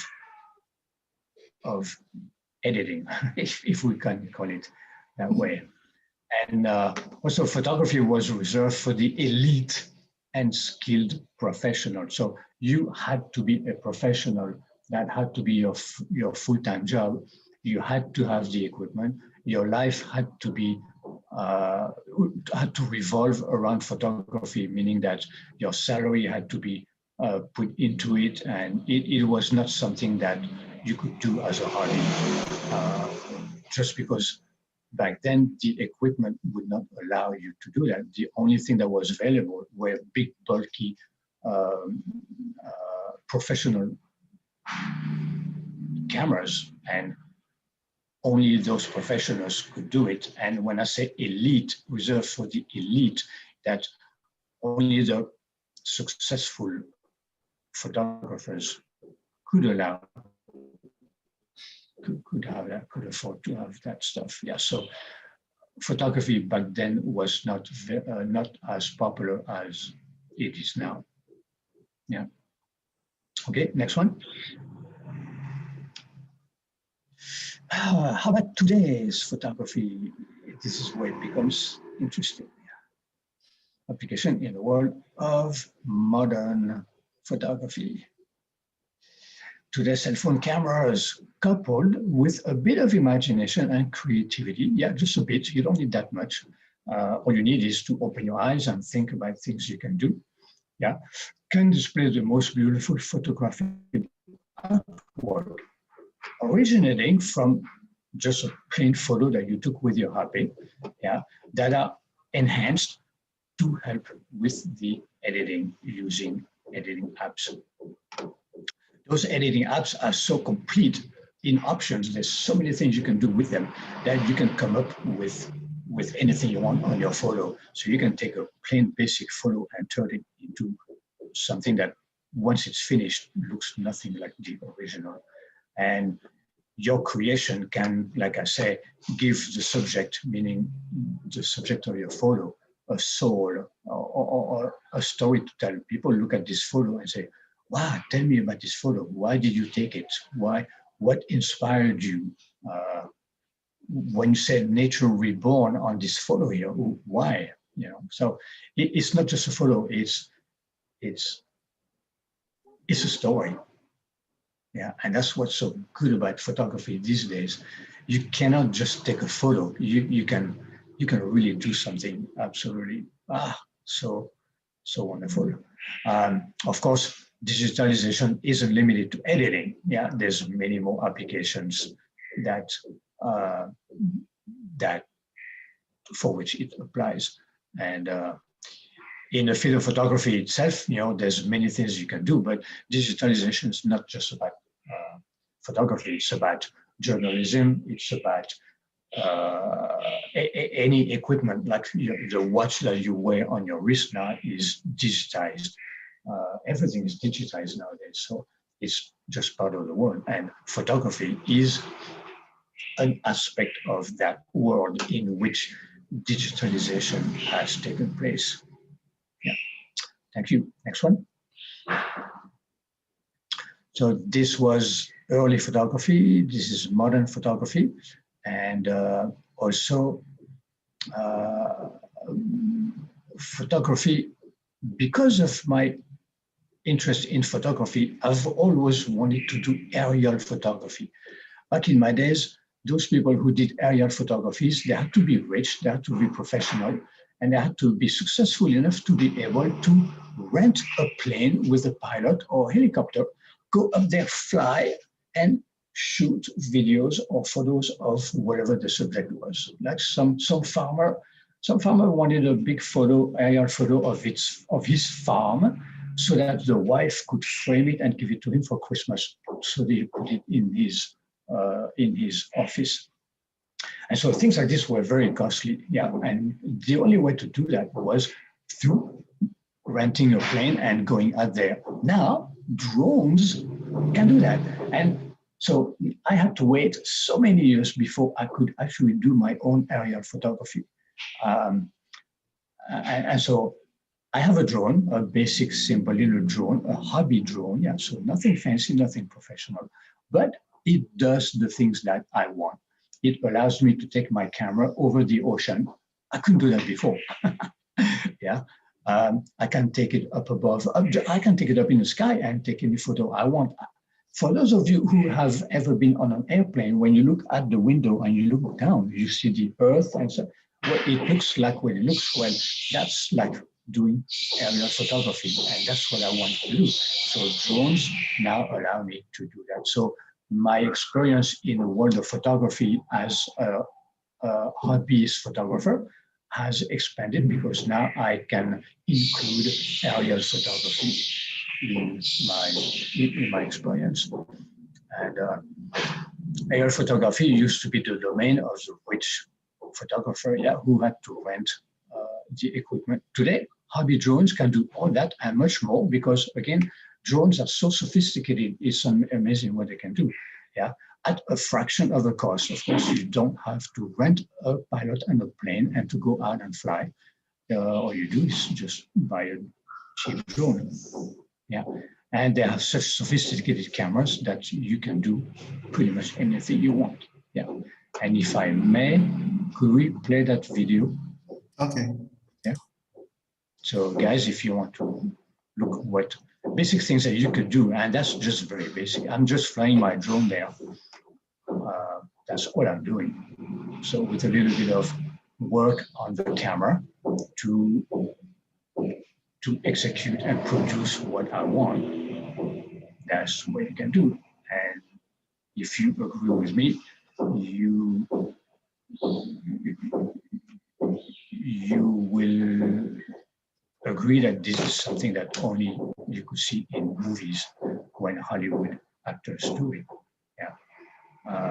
But now I'm sitting on the beach and they're 1 kilometer away, and I'm just doing this, and my drone is flying over this rock that you can see way out there. And for those of you who know, this is taken at Watukarum Beach. So if you've ever been to Watukarum Beach, you can most of you probably haven't been there because of you is from here. Yeah. Okay. So this is just one. Okay, one Mr. thing. Phil, can you explain to us, give us the story, what about this picture? Where do you take this picture from? Actually, I live right like about 200 meters from that hotel. And I went on the roof of my place and I was just flying my drone just for fun because I had nothing else to do. And I used that for practice because it requires a lot of practice just flying and maneuvering and controlling that drone. And that's what I was doing that day. And this hotel that's right in my neighborhood was a good subject for me to practice flying my drone, using it as a target. And so that's what it is. So there's nothing special about that. It's just a hotel. But it's there and it happened to be there ready for me to practice. Okay. And this place? This is Northeast Lombok, where remember that 2 years ago, the big tsunami, the big earthquake and tsunami that hit Lombok, that's where it happened. And I went up there like 2 years ago, just before pandemic. And I met this one guy who was working on rebuilding houses and villages that have been destroyed. And, so I was on the beach down there flying my drone over the thing. Just flying with no purpose, anything. I was just flying. So this is a screenshot taken from a video. Okay. And among the other photos that I sent you, Mr. Danang, there might be one that shows about the same area with something that looks like, I don't know, maybe if we go through those photos, I'll show you. Anyways, this is in Bali. Is this a kite? It's a kite. Oh. Yes, it's a kite like the one that's in the background there. It's in Bali during the Kite Festival last year. Okay. So yes, so there's another thing you can do: fly your drone around that kite and just it's nice. just fun. I tell you, this stuff allows you to do things. What about this place? Amazing. So this is Bali. Oh, this is also in Bali. No. I'm sorry. This is around my place here. It's in my neighborhood. Oh, okay. Yes. Yeah, this is Central Java. Central Java. Yeah, and by the way, those are like unedited photos. That's why they look kind of like whitish because I haven't edited them for contrast. And this is Solo or Jogja? That's Jogja. What's Jogja? Yeah, that's Jogja, alun-alun with Kraton in the background. Okay, guys, which one is this? Do you know what place is this? Teman-teman, kira-kira tahu nggak tempat ini apa? So Yusak, you should know that. You might know that.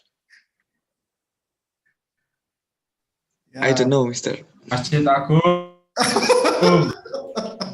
Yes, it's Masjid Agung. Yeah. Masjid Agung, where? So beautiful. All right, this is above my place, straight up above my place in Solo. Again, flying at sunset, just having fun, practicing camera settings, for the appropriate situation, which is in this case is sunset. Beautiful. Yeah. Wow, this one? And this is Merabu and Merapi. Oh. In the background. This is Merabu, Mr. Danang. Oh, yes. This is when I came to your place, to the university, to the campus. I went there and I flew this. So I'm flying above your area of Salatiga. Okay. And this is Merabu. If you look on the left side of Merabu, you can see this one. Merapi, yes. Yes. Yes, Merapi. Wow. Oops. This one? This is like South America. Actually, you're right. Actually, yeah. Yeah, it's look like, you know, Argentina or yeah. Yes, yeah, you're right. I never thought of that, but now that you mentioned, but you know, it's not, because if you look closer, you see a masjid on the right-hand side there, and of course that would not fit over there. This is a place they call Nepal Vanjava. It's near Magellan, and the mountain there is Mount Sumbing, Gunung Sumbing. Wow, it's a beautiful place. And by the way, this is also a screenshot of a video. And at this point, the drone is flying straight into a house, and like seconds later, it crashed. Oh my God. Yes. Really? Yes, because I lost control. I lost connection, and it didn't do what it was supposed to do. And it just kept flying. Yeah. Okay. Yeah. This is about the same place, but the drone did a 180 right there. This is Sekaten about 3 years ago. Before the pandemic, yeah? Oh, yeah, before the pandemic, yeah. And this is with a smaller drone, not the one that I have now. But it's still pretty good. For a night shot, I was quite surprised. Yes. In this place? I thought this was a rocket.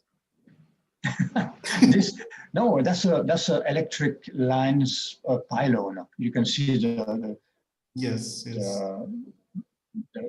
electric lines right there, and that's just a pylon. It's a pylon that does something, but it has nothing to do with those lines. That was taken in Skagen. Of course, this is And this is Stadion Manahan, yeah?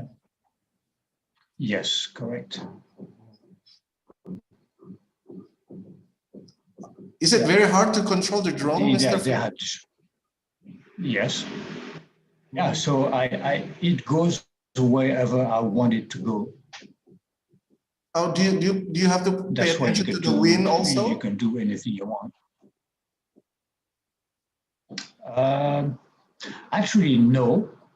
No, there's no wind resistance. There's tornado. Yeah, there is until, I mean, the drone uses GPS to navigate.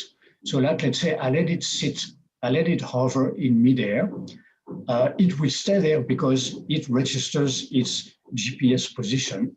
And so wind will not take it away until the wind is strong enough, is stronger than the motors can hold the drone in place. Yeah, once the wind gets to a speed that's too strong for the drone to stay, then it goes. Yeah, so there is limit. Because you can see this. Their smoke is blown by the wind. You can see the smoke here. Yes. Yeah, this wind is so strong. You know the flight that you saw, the kite that you saw in Bali? Like, those kites are huge. I don't know if you've seen them. They're big. They would not fit in your bedroom, or in your living room. That's how big they are, and they need a lot of wind to fly. Yes. Because their wind resistance to keep them up there like this, it needs like almost tornado. Or I mean, you know, the wind on the beach in Bali, you know, it's pretty strong, and the kite would just stay. I mean, the drone would stay there. And just okay guys, so even in strong winds it's still good, it stays. Okay, thank you very much, Mr. Phil. This is for the digital, and then we will go to the next slide for Mr. Phil, which is the podcast and journalism. Okay, Mr. Phil. Right, Mr. Danam, if they have any question. Do you want to keep the questions for after? After your slide. After all your slide. Is that okay? Okay, very good. Okay. It's okay with me, yes. Okay. Yeah. So we go to the next one, which is Mr. Phil will give us tips and tricks, or what to do to have our self-esteem or self-confidence. Okay. Okay. Yes. Go ahead, Mr. Thank Phil. you. Thank you, Mr. Danang. Yeah, this will be quick because, yeah, how to get, yeah, most people, most non-native are always worry about the quality of their spoken English, and so it's very difficult for them to control that emotional sense of not being able to cope with the situation, not being up to par with the assignment. They're afraid of not being able to do it. So I want to just give a couple of suggestions for confidence, to gain confidence and give them the strength and the courage to do what they need to do. Yeah. Yes. Okay, so first, there are basically three elements that come into that aspect of confidence. Is outward appearance. Outward appearance means like how you dress, basically, yeah. And it's a good thing to dress based on what your assignment is. If you are, let's say, out there and you're interviewing the coach of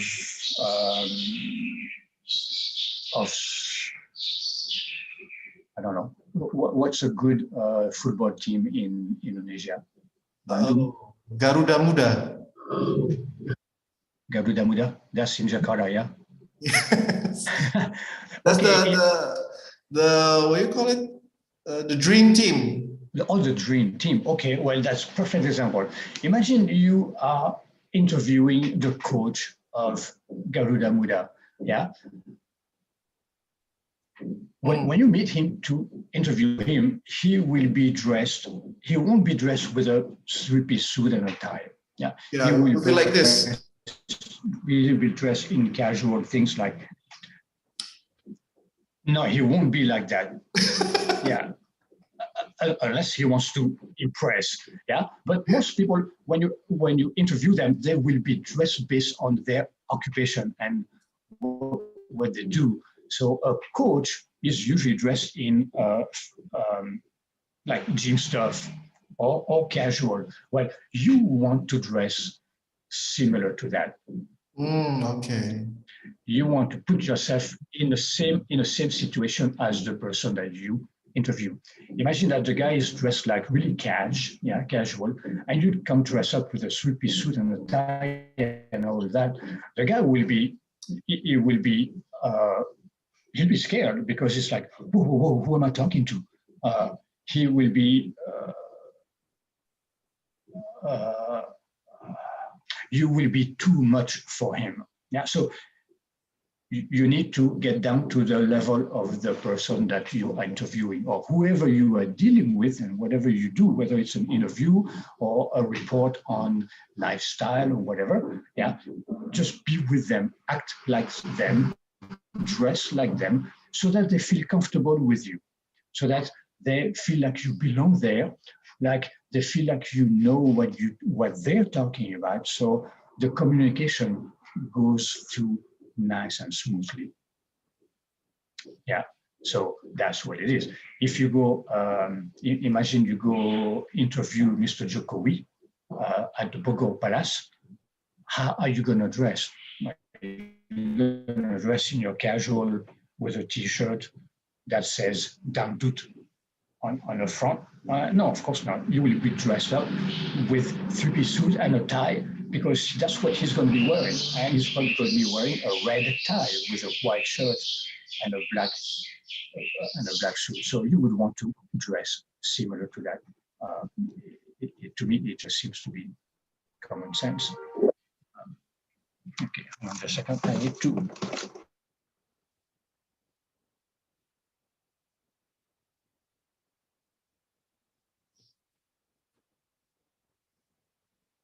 Hello? Yes, we have connection problem?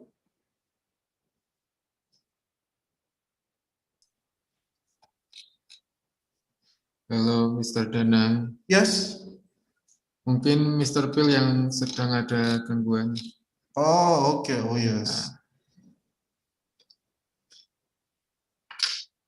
Okay guys, so while we wait for Mr. Phil, jadi ini yang pertama adalah outward appearance ya. Jadi apa yang kita pakai ya. Jadi tadi Mr. Phil jelaskan kalau kita mewawancarai pelatih sepak bola ya, kita nggak boleh pakai jas, nggak boleh pakai dasi gitu ya. Kita harus menyesuaikan dengan dia. Misalnya dia juga pakai jersey ya, pakai baju timnya ya, kita juga pakai baju timnya gitu ya, supaya lebih blend lah, lebih casual atau lebih nyaman ya. Sedangkan kalau kita emang ingin mewawancarai atau kita ingin interview ya seseorang yang misalnya in business like ya atau business environment ya, kita okay. Is Mr. Phil here? Yes. Okay, go ahead, Mr. Phil. My apologies. I okay. have a laptop that warns me that my battery is low, and by the time I finish reading the message, it dies. Oh, okay. So, my apologies. Yeah. So dress according to your assignment. Yeah. Look like them and act like them. Okay, so that's for the outward appearance. And believe me, it makes a big difference to the people you're going to interview or spend time with. It makes them feel comfortable. And like I said, the communication passes much better. And they adopt you better. They don't look at you like a stranger trying to pry on them and like a spy. They take you into the team. So it's very important. Yeah. Okay. And how about confidence? Let's look at the confidence. Okay, confidence.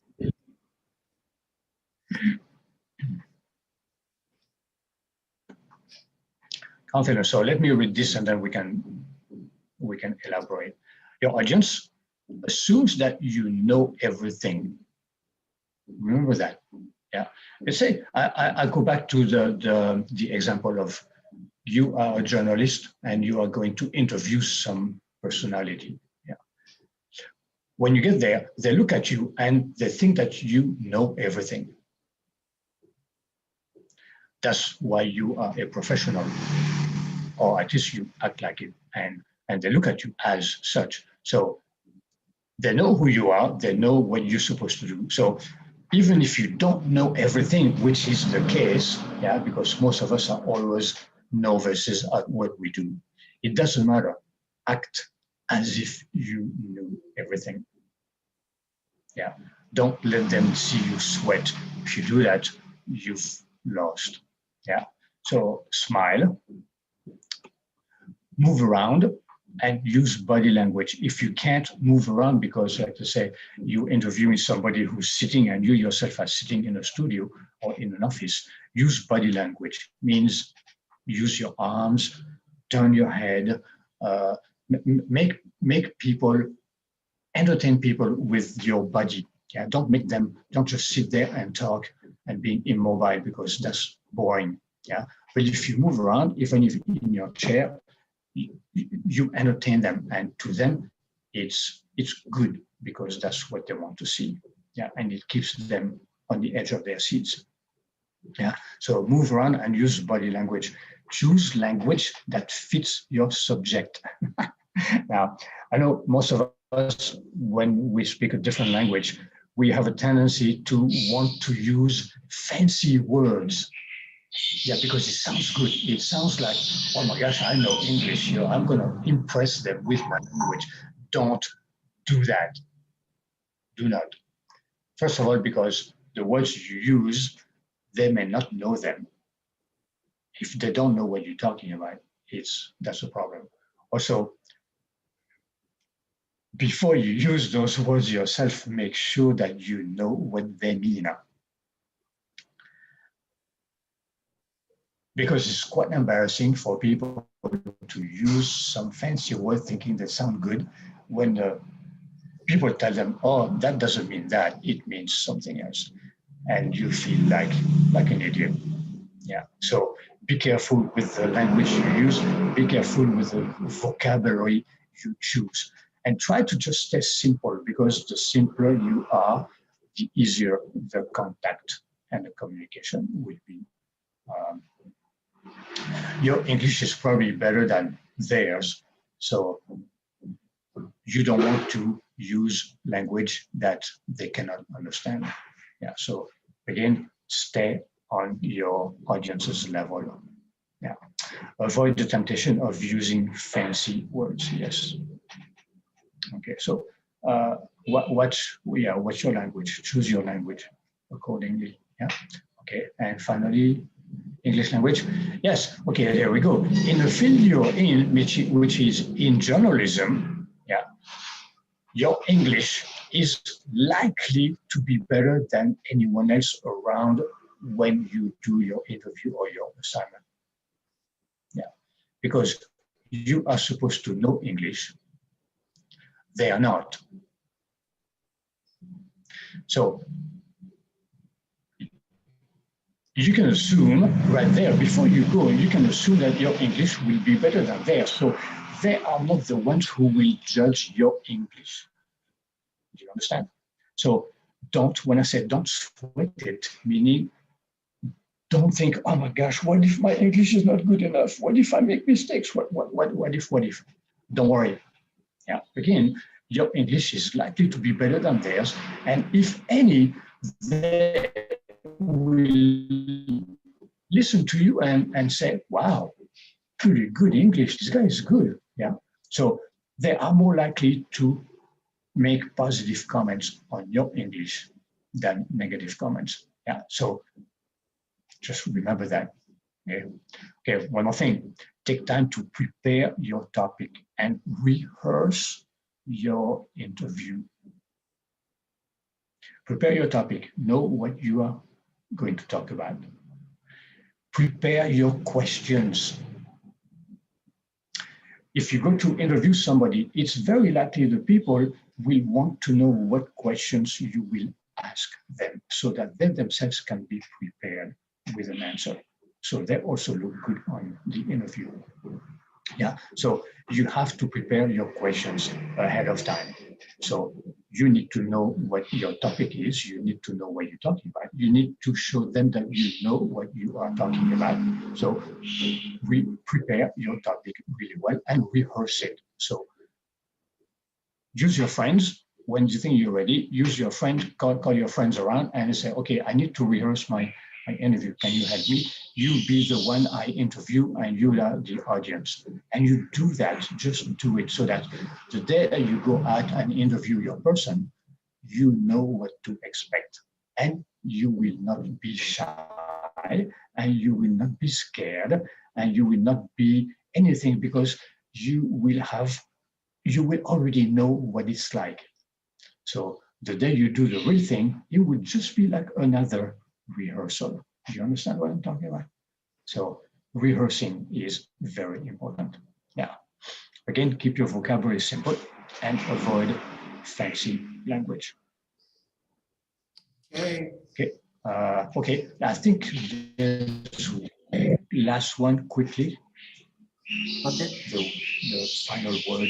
Yep. Goodbye. Oh, sorry. Final word. Yeah, the next one. Yeah, final word. Be yourself and relax. That's all. Yes. Be yourself. Be yourself. Trust in yourself.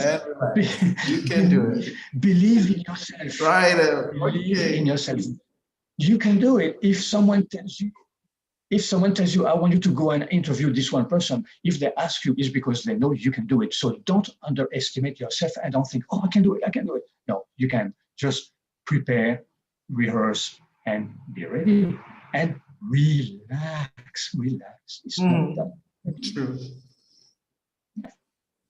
I don't know. I guess that's pretty much quickly what I could come up with, Mr. Danang. Okay, thank you very much, Mr. Phil. Yeah. So, guys, I will give you this section, 25 minutes of question and answer. which one would you like to ask any question? Okay, I will choose Mas Juanda.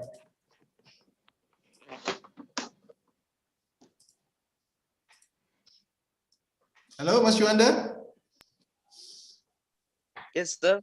Okay, do you have any question based on the webinar today?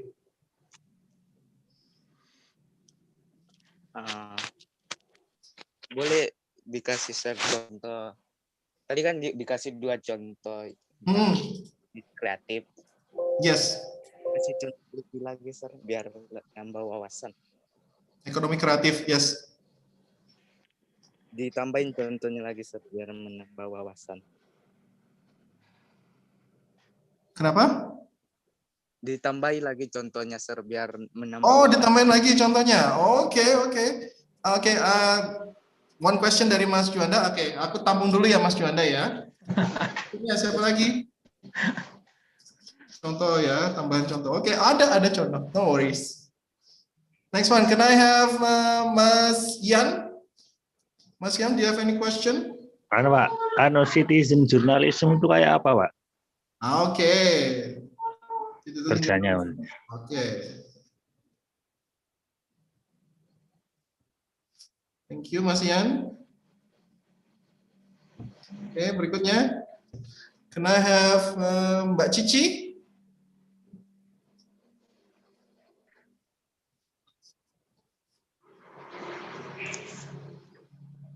Halo, Mbak Cici. 5, 4, 3, 2, 1. Oke, Mbak Cici mungkin have problem.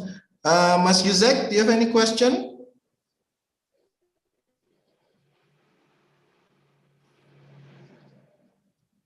Halo, Mas Yuzek.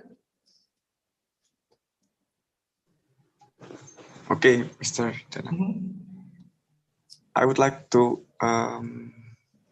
ask to Mr. Phil. Okay. Mr. Phil, other than for collection, your photos is maybe you sell them or what, Mr. Yeah. You can you can to make money out of it, yeah. Make money, yeah. Yes, question. Your photo, or what, Mr. Thank you. Thank you, Mas Yuzek. Okay, Mr. Phil, you could answer that one. Yes, I could make money if I wanted to. I cannot at this point because all my photos sit in my archives in my laptop somewhere, and I don't take the time to prepare them and to do what it takes to sell them. So I would need to have a platform and my own channel and display those photos and wait until somebody like a journalist or an editor to illustrate my report, and then they contact me and, hey, can I buy your photo? That's what I would have to do, but I just don't have the time to do it. So it's mostly because I don't have enough time to invest in that activity that my photos just sit there. But yeah, otherwise I could. All my drone videos, they're all not edited. So as such, they're completely worthless. They have no commercial value. And even for me, they don't have much value because they need to be edited. And so I do not show them on my Facebook or anywhere else the best. My videos, I could sell them. I know some friends who are drone pilots. They're still doing it as a hobby, but some big companies will hire them and say, hey, I want you to go fly your drone in Lombok over there. There's a project. I want you to go ahead and do it. And there it is. They get paid for and everything just because they expose themselves on the web. They made themselves known, which allowed them to do that, but I don't.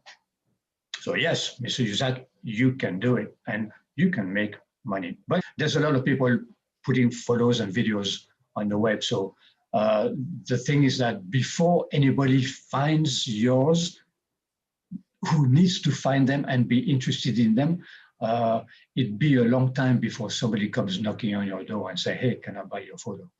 Yeah, there's a lot of competition. And nowadays with all these different platforms, social platforms where people just put in like millions and millions and millions of photos, yours will be just lost in the middle of them. So you will have to take the time to really put yourself something so that when people type looking for a photo of this or this, your website comes up on top.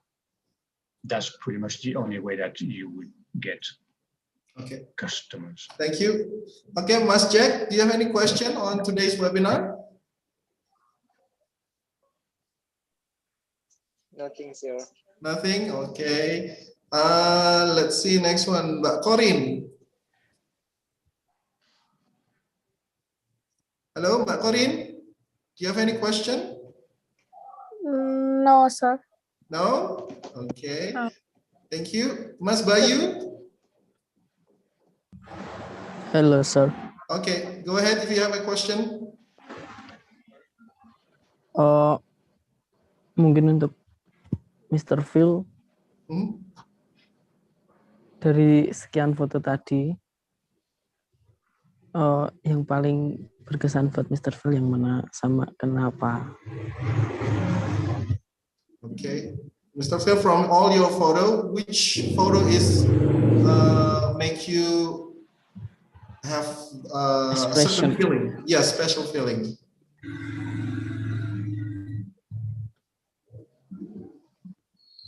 They all do. They all do for one reason or another.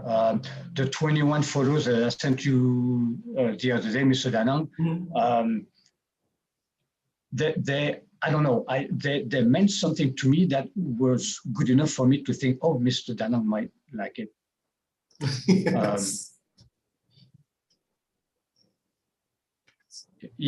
There's many photos that I don't find any interesting, or they don't mean anything except just showing something. But a lot of them, yes, they I don't know, they represent something. I'm not sure exactly what it is. Now, these photos is mostly for the photo beauty, for the panorama beauty. The photos that really mean something to me, like give me emotions, they're mostly like photos taken with my happy and edited, like a flower. Like I remember this one girl who used to work at EF in a front desk. She loves yellow. Yeah. So everywhere I go somewhere, every time I go somewhere, I see a yellow flower.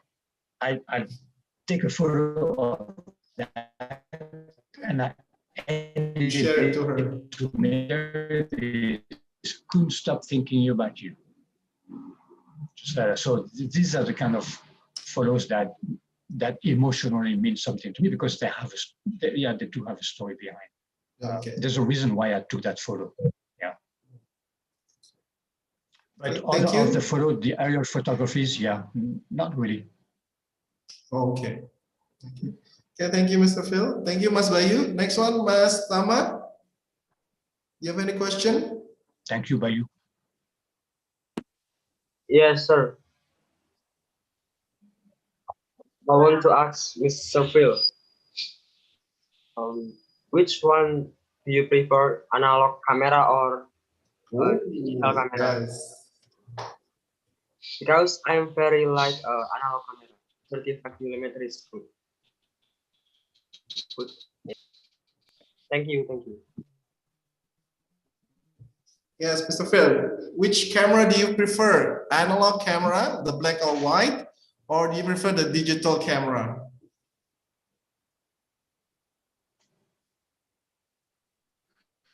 Well, the digital camera I prefer, because with digital you can do black and white thanks to again the features available on that.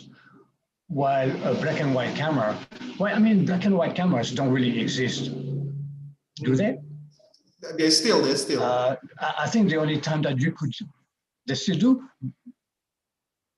But I don't know, why would you want that when you can have a DSLR or a HP that has the option of doing black and white.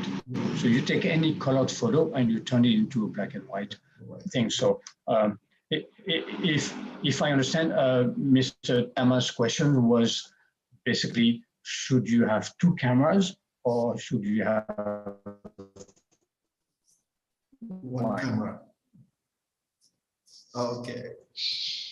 And so in one way, I think that one camera is enough option of the other. Did you hear me? Everybody froze on my side. Yes. Yes, everyone follows your side, Mr. Phil. We choose digital. Okay, number 6. Can I have Mas Kefas? Again, you know, this is. Mas Kefas, do you have any questions? No, sir. No? Okay. Can I go to Mas Daddy Rob? Mas Daddy Rob, do you have any question?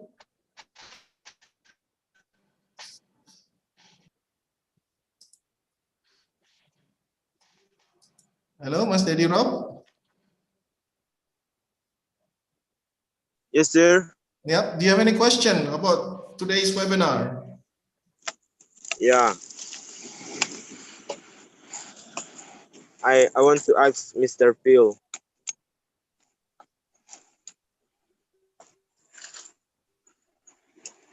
How, Mr. Phil?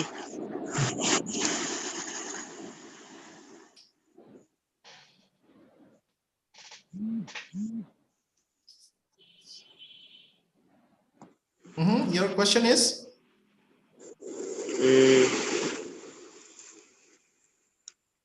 Tempat mana?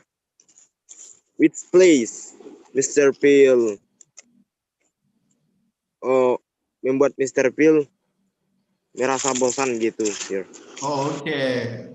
In which parts of the Indonesia, Mr. Phil, you find it very spectacular? In which part of Indonesia does Mr. Phil, you have the spectacular scenery? You haven't been to Mentawai, right? No, not yet. Yeah. I think that probably, I don't know. I think that there is no particular area of Indonesia that would fit that bill. Now, when it comes to photography, I think that beaches, exotic and more interesting to you as yeah. Okay. Yeah. So Bali, probably Bali is, you already been there and you feel like that's the place. I don't know. No. Actually, it's not. No. Oh no, Bali. I mean, Bali is beautiful, but I can think of other places that are just as beautiful. In fact, Bali is the same everywhere. All of Indonesia looks just like Bali. Yeah. So Bali is nothing more. For a photographer, Bali is nothing more than the rest of Indonesia. So, yeah, I don't know. I can't think that I have a specific place I prefer. Okay. For photography. Indonesia. Anything is good to photograph. Everything is good, yeah. Yeah, everywhere and everything. Yes. So paradise. Yeah, absolutely. Yeah, it is. Yeah. Okay. I will paradise ask. is where you find it. Yes. Yes. I will ask one more person. This is the last person, and I will get back to Mas Juanda and Mas Yan ya. Tambah contoh tentang citizen journalism ya. Nanti saya akan kasih contoh. Okay, I want to ask the last person is Mas Mentor. Do you have any question, Mas Mentor?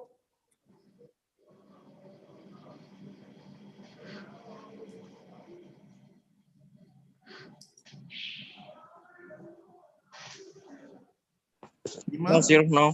No? Okay. Okay, back to Mbak Cici. Mbak Cici, do you have any question?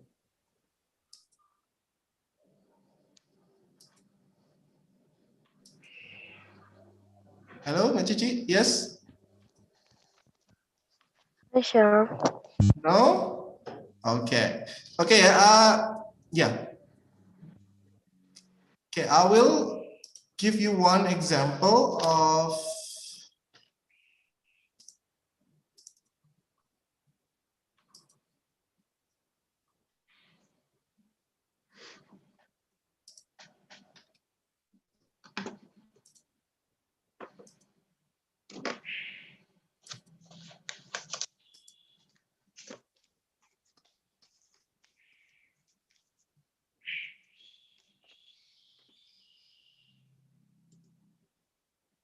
I will give you one example of the journalism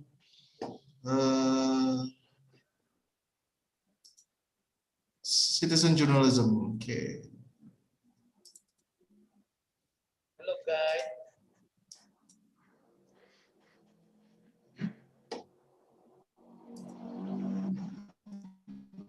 Okay, so this is one example of citizen journalism. Hello guys, this is my video for course final test of speaking. Let's go. This time I'm going to Golden City or GC. This place is very famous in the Bangkok area, Batam City. Welcome to Golden City. Every day, this place is always crowded with visitors. The best time to visit this place is afternoon and evening. In this place, the weather is very good and the air is fresh to breathe. In this place, we can also shop accessories for men and women. Here, we can try water ski. And there is also a balloon house for children. In here also sold a variety of foods and drinks. This is a water ski moment. And we can also take a sea bath here. Okay, I will buy tela-tela. It is sweet potato mix with various flavors. I bought sweet corn flavor. After that, I will buy sweets from guava. It is so sweet, yummy.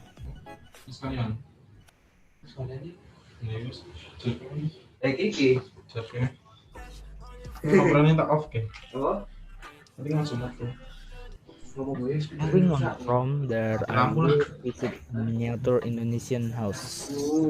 There you can see and find various kinds of traditional houses in Indonesia in miniature form.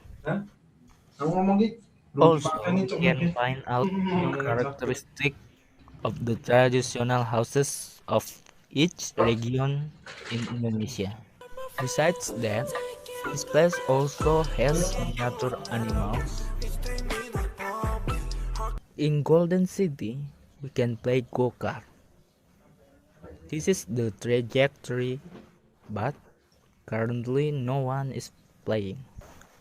Do not feel the day is going to get dark. This is the end of our journey. So, see you.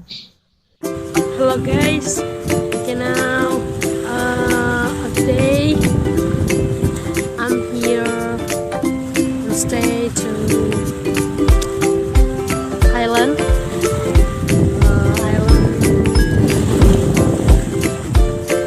Wait.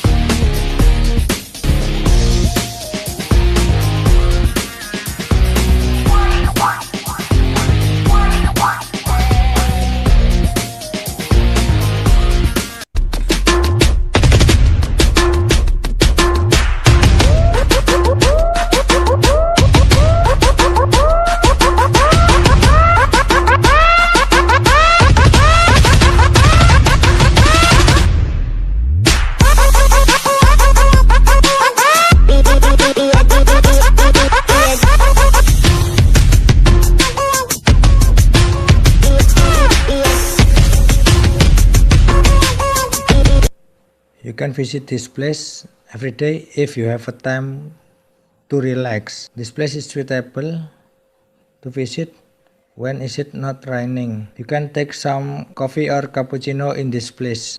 I have special drinks is matcha latte. In this place available a variety of hot or cold drinks. I recommended to you to try matcha latte in this cafe. In this place you can take a photo because design of this place is good and Instagrammable. Assalamualaikum. Now is Saturday and I will going to Telomoyo Mountain. Okay, let's go. Mount Telomoyo is located on the border between Magelang and Semarang district, Central Java. It has 1,894 meters height and has never been recorded to erupt. One unique feature of the mountains is the motorcycle pit. So, Mount Telomoyo is the ideal destination for those of you who want to go to the top of the mountains without tiring walking. Wow, that's so exciting! The journey from my home to this mountain Telomoyo was 26 kilometers away and an hour's time. The paved road from the foot to the top of Mount Telomoyo was motorized. The motorway to the top of the mountain is accessible from the parking lot to Mount Telomoyo.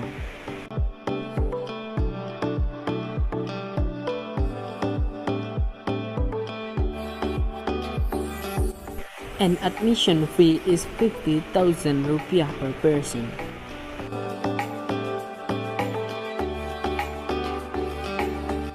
The view on this mountain is very nice. From the top of this mountain, tourists can see mountains Mount Babu, Mount Sumbing, Mount Endong, and Mount Ungaran.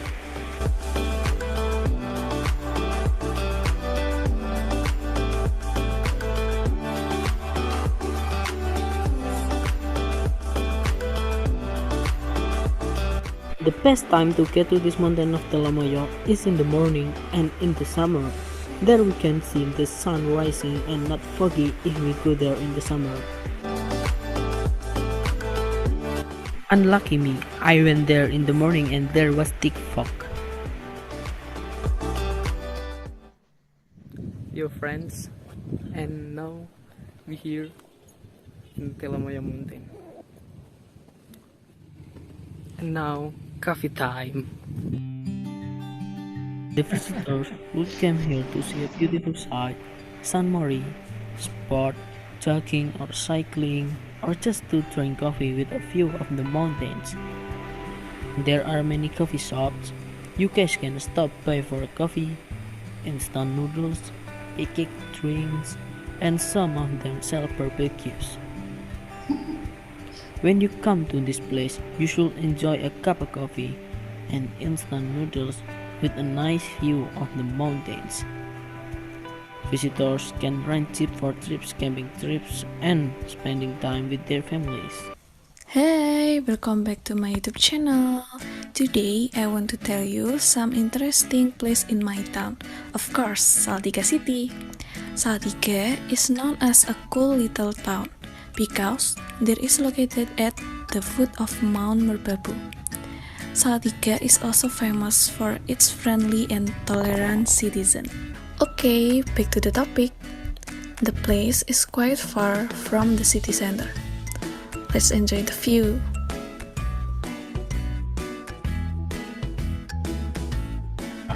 This place is in the middle of the village.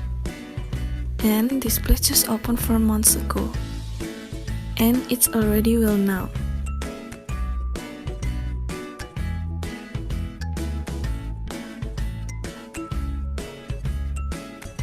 Actually, this place is not included in the city of Salatiga, and this place located in Kesongo Tuntang, an area between Ambarawa and Salatiga.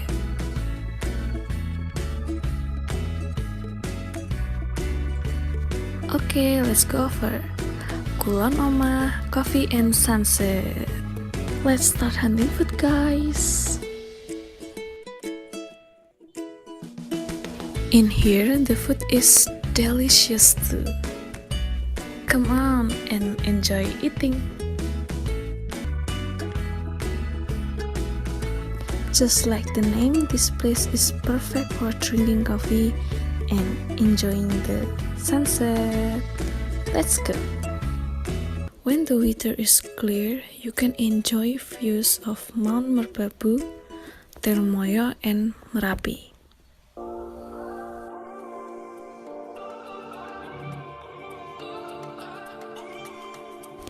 What's special about this place?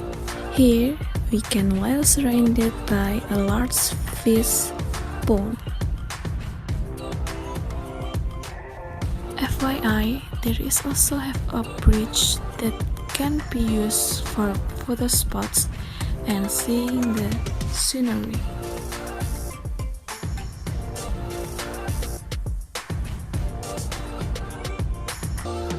Okay guys, enough for today and see you on my next vlog. Bye bye. Okay, so that's what you call citizen journalism, yeah? So you can take different places, yeah, like culinary or, you know, traditional, what you call it, kebudayaan. What is a traditional culture? Yeah, traditional culture. You can put that into journalism. Yeah, so you tell a story of what you take. Yeah, so that's what you call citizen journalism.